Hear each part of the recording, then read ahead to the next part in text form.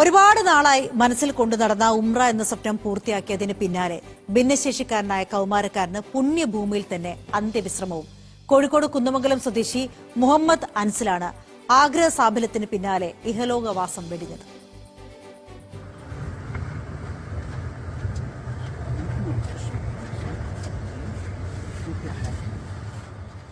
എന്റെ ഉമ്മായോട് പറയണേ ഞാൻ പോയെന്ന്. ഇതായിരുന്നു മക്കയിൽ ജീവൻ നഷ്ടമാകുന്നതിന് തൊട്ടുമുമ്പ് 16-കാരനായ മുഹമ്മദ് അൻസിൽ ബന്ധുക്കളോട് പറഞ്ഞത്.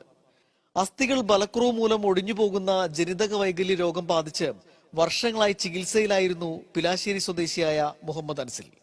ഉംറ നിർവഹിക്കണമെന്നത് അതിയായ ആഗ്രഹമായിരുന്നു. അത് എത്രത്തോളം ഉണ്ടെന്ന് നന്നായി അറിയാവുന്നതുകൊണ്ടാണ് പണ്ഡിതർ സഹായവുമായി എത്തിയത്. അങ്ങനെ വല്യുമ്മയ്ക്കും വല്യുപ്പയ്ക്കുമൊപ്പം അൻസിൽ യാത്ര തിരിച്ചു. പരിശുദ്ധ മക്കയിലും മദീനയിലും എത്തിയപ്പോൾ ഒരു സ്വപ്നലോകത്തെത്തിയ പ്രതീതിയായിരുന്നു അൻസിലിന്. മദീനയിലെ പ്രവാചകന്റെ പള്ളിയിൽ സന്ദർശനം നടത്തിയതിന് പിന്നാലെ വല്യുമ്മയോടും വല്യുപ്പയോടും മാതാപിതാക്കളെ വീഡിയോ കോളിൽ കാണണമെന്ന് പറഞ്ഞു. നാട്ടിൽ നേരം പുലർന്നതിന് ശേഷം വിളിക്കാമെന്ന് മറുപടി നൽകിയപ്പോഴാണ് ഉമ്മയോട് താൻ പോയെന്ന് പറയണേ എന്ന് പറഞ്ഞ് അൻസിൽ പ്രാർത്ഥനയിൽ മുഴുകിയത്. പിന്നീട് ആ കണ്ണുകൾ തുറന്നിട്ടില്ല. ഏതോ നിയോഗം പൂർത്തിയാക്കിയതുപോലെയാണ് ഈ മരണമെന്ന് ബന്ധുക്കൾ വിശ്വസിക്കുന്നു. അപ്രതീക്ഷിത വിയോഗത്തിൽ വല്യുപ്പയും വല്യുമ്മയും തളർന്നെങ്കിലും മദീന KMCC ഒപ്പം നിന്നു. ഒടുവിൽ നിയമ നടപടികളെല്ലാം പൂർത്തിയാക്കി അൻസിലിനെ പുണ്യഭൂമിയിൽ തന്നെ കബറടക്കി. ഉംറയ്ക്കൊപ്പമെത്തിയവരും മറ്റു പ്രവാസികളും അന്ത്യകർമ്മങ്ങളിൽ പങ്കെടുത്തു.